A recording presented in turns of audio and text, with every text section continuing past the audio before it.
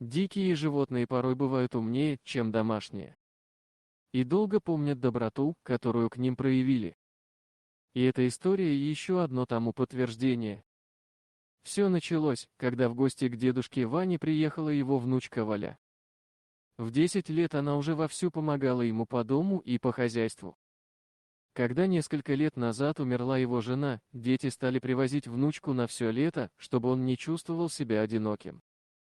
Ей и самой тут было весело, кругом лес, животные, никаких ограничений. Дед Ваня работал егерем, поэтому много знал о зверях. И много рассказывал о них девочке. Однажды она прибежала из леса и весело смеялась. Когда дедушка спросил, что случилось, Валя рассказала, что спасла щенка. Кто-то поставил капкан, а он попал в него лапой. Девочка помогла ему так, как учил дед, развела зубья, и малыш смог выбраться. Он тут же побежал к маме. Вот только вокруг не было ни души, и собак здесь не водилось километра на 2, именно столько было до ближайшей деревни. Ваня удивился и спросил, как выглядели животные.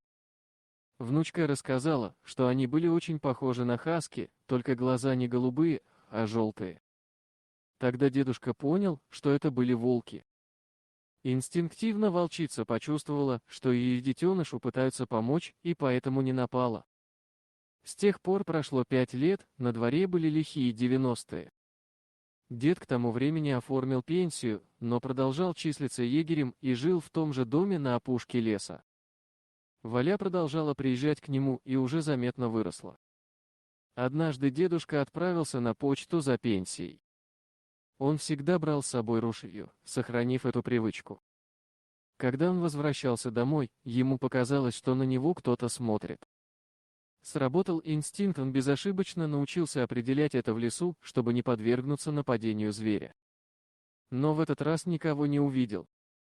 Уже дома он снял ружье и повесил на стену. И почти моментально в дом ворвались 2 мужика, у одного из которых была двустволка. Они следили за ним с самой почты и знали, что он получил пенсию. А когда увидели в окно, как дед Ваня убрал ружье, напали. Тот попросил отпустить внучку и сказал, что все отдаст. Но у бандитов были другие планы. Тогда дедушка неожиданно встал на их пути и велел Вале бежать.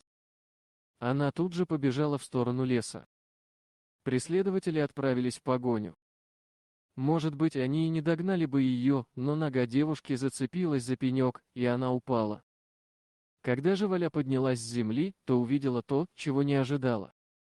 Бандит вместе с приятелем пятился назад, а на них наступали 2 волков. Еще один прикрывал девушку. Когда мужик попытался выстрелить, животные вцепились ему в горло. Второй тут же бросился прочь. Валя заметила, что у одного из волков на лапе не хватает пальцев, и все поняла. Щенок, которого она спасла в детстве, вырос и отблагодарил ее. У нее началась истерика, но животное прильнуло к ней, чтобы успокоить.